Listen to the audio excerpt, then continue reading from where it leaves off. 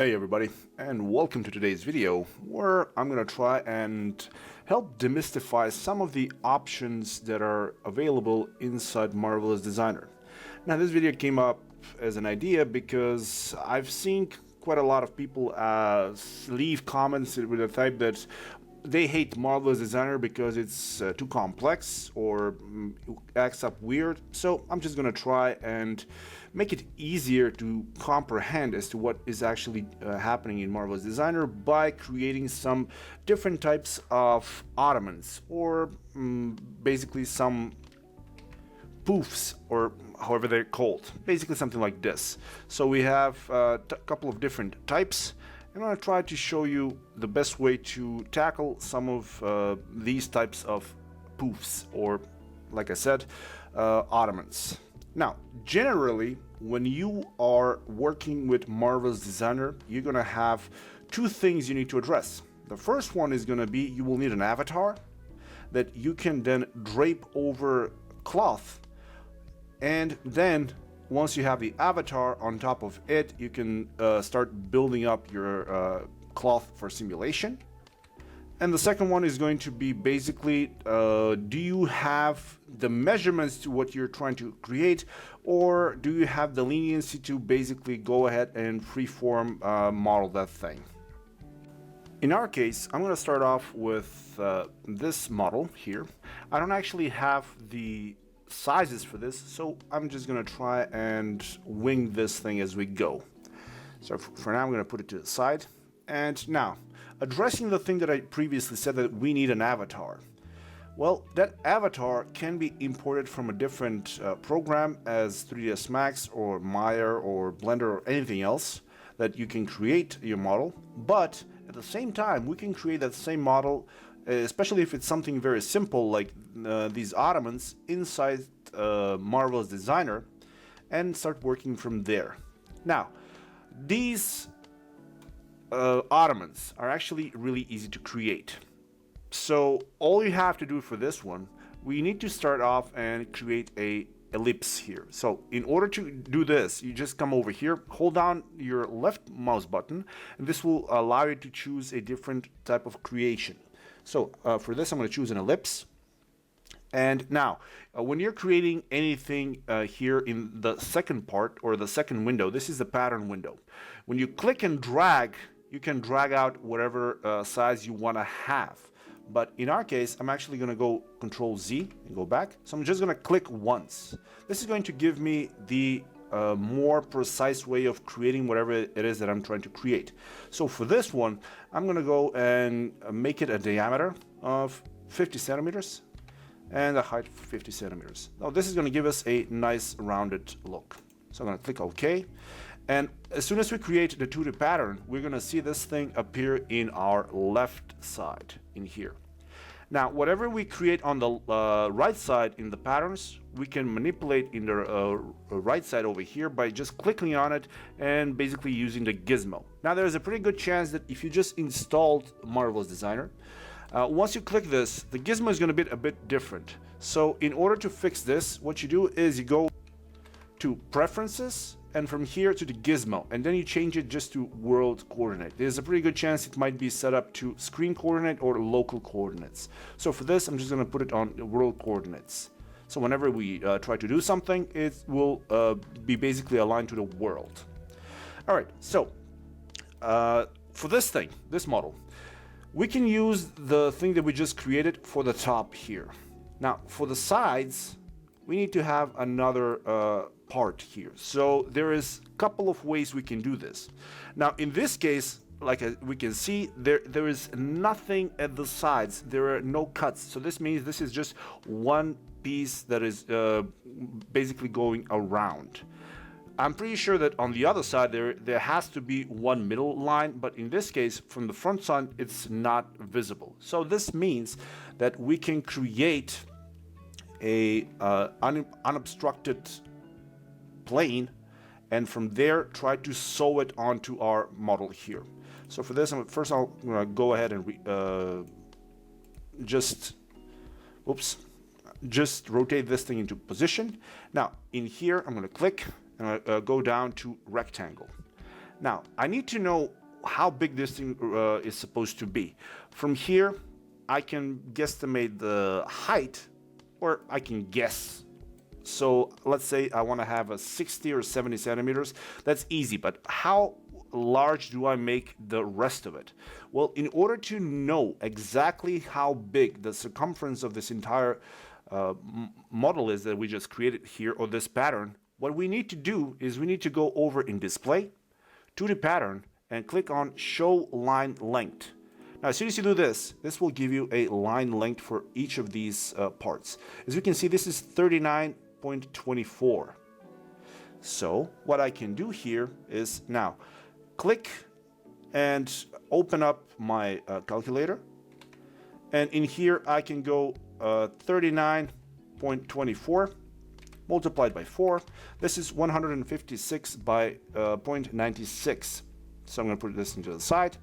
Click in here. And now for the width, I'm going to put that 156.96. And for the height, I can just use 70. There we go. Click OK. Nothing else. So we haven't changed anything. Okay, so far so good. We have this line. We have a way of getting these two together. I'm going to put it like this. Put this thing a bit to the top so I can actually see it better. Awesome. So how do we basically get these two together, or sewn together? Well, for that, we're going to use the option for segment sewing. But in this case, if I go for segment sewing, I'm going to run into a problem, because when I click here, all of these are going to be a segment, and this is just one segment. So now I have two options. I can either go ahead and divide this thing into 4 segments, or I can use a different option. This is something that you click here on the segment sewing and hold your window, or hold your button, and then choose segment sewing. Now for segment sewing, you can actually do the same thing here, but in this case, I'm actually not right. What we want to choose is free sewing.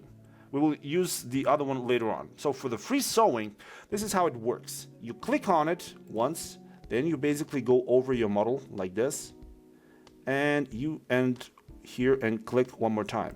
So now this thing is finished. What you do is you go over and click here and all the way up to the end like this.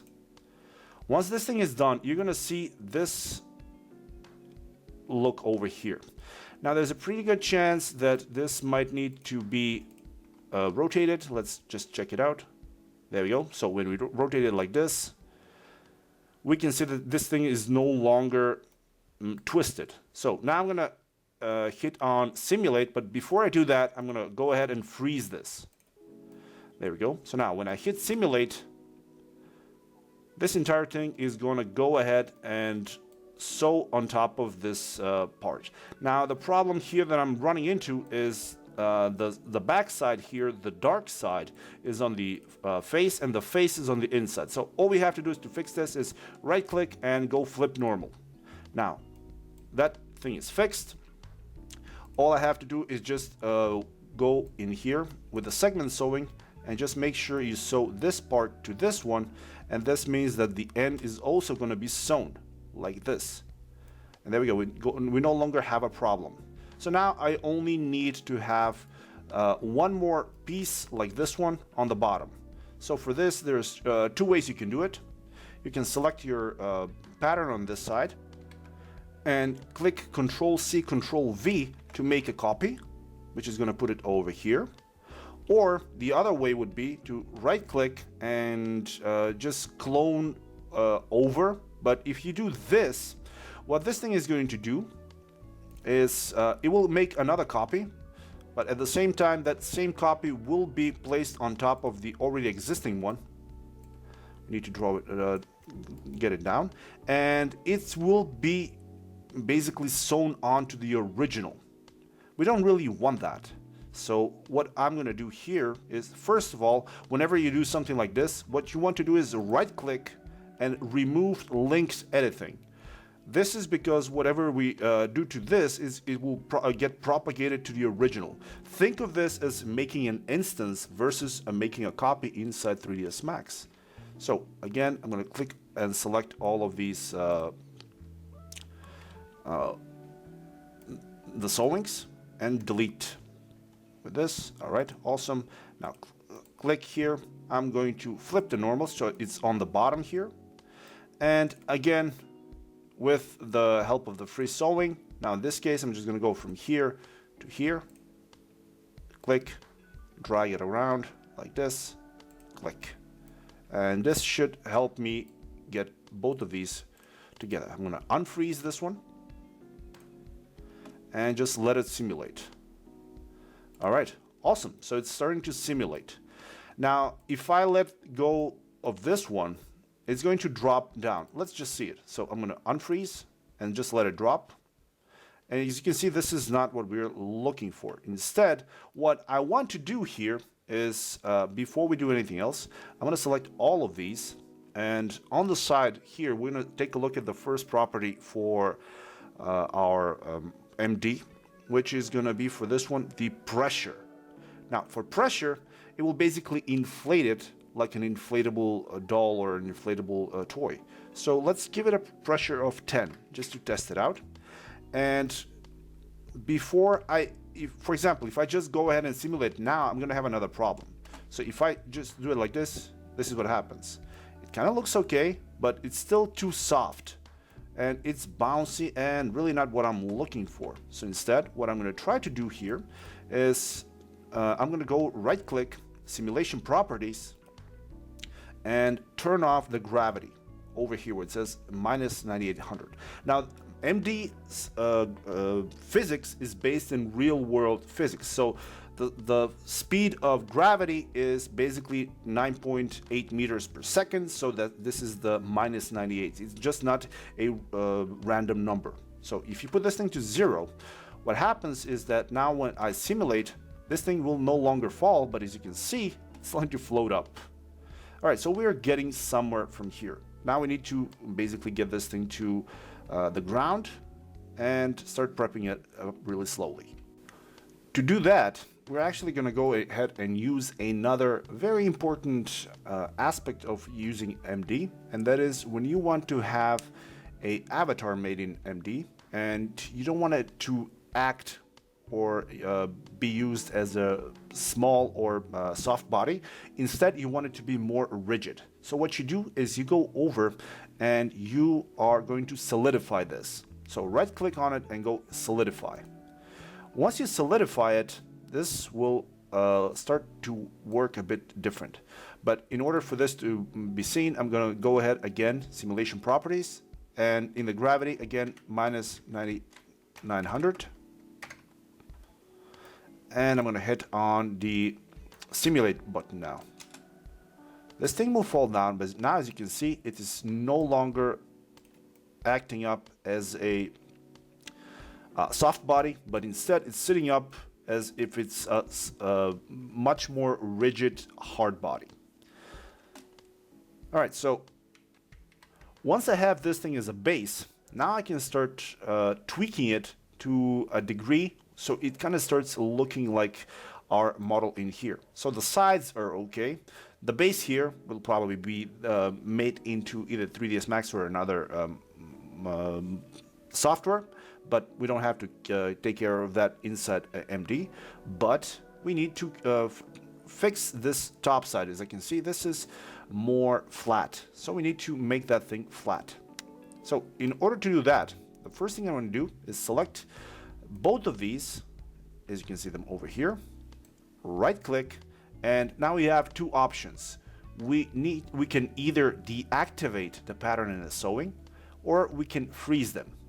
Both have a similar way of working. So what happens when you freeze it or basically deactivate it is it will no longer simulate or change when you hit the play or the space button or the simulate button. So now by doing it like this, what I'm going to do is start the simulation, get it running, and in here, since I want this thing to fall a bit lower, I'm going to go in and in our pressure, I'm going to lower it down to something like, let's try 5. It's going to go down. So let's go 1. It basically lowers it down like this. And here's the thing, since I've let this thing go down a bit, I probably should have, before freezing it, I should have just made it straight. So let's hit the freeze again on the top. Let's fix that thing really quickly. So actually unfreeze all. And here's the thing now. When I hit unfreeze, since I've changed the parameters for the pressure on the top, that is going to change the whole thing. Take a look at this now. Once I do this, it's going to scale down and slowly start to wobble down. So even though I kind of messed up on that thing, I can go back, increase the pressure back to 10, select this again, unfreeze, and run the simulation. All right, so let's just try to get it to a point where it's actually sitting straight up. You can click and drag the fabric when the simulation is running until you actually have it at a point where you're happy with it. In this case, I think this is okay. It's fairly straight from all sides, so I can continue working on it. Again, freeze both of these, reduce this to 1, and run the simulation. All right, awesome. So I have this thing as a base. So far, what we basically saw is how to create your very first own pattern, how that pattern translates into the 3D space, how the free sewing tool works, then how to use the pressure, how to use the solidify, and then how to gently play around with the model until you get it to the right position. Now, the last thing that I want to address in this video before we move on to explaining more elements and more options in MD, I want to talk about the type of simulation that you run. Now, up until now, every time you simulated this, we hit the spacebar and this thing starts the simulation. Now, when the simulation is running, is basically simulating everything that's not frozen. But what is important is what kind of a simulation is it running. So generally, by default, the type of simulation that is running is your CPU simulation, which is the most accurate but more demanding, or not the most, but the more accurate and the more demanding way of doing it. But when you're doing large shapes, what you can do is you can always run this thing on a GPU, which is going to make it a bit less accurate but a lot more faster.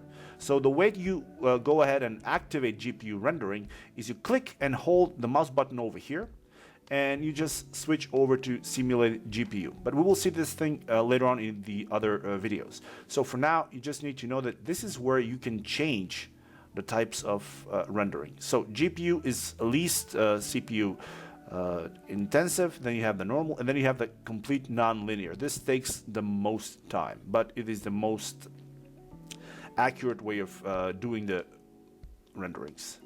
So there we go. I'm going to leave it back to normal, and that should cover about the basics on this video. So I hope you guys enjoyed this video.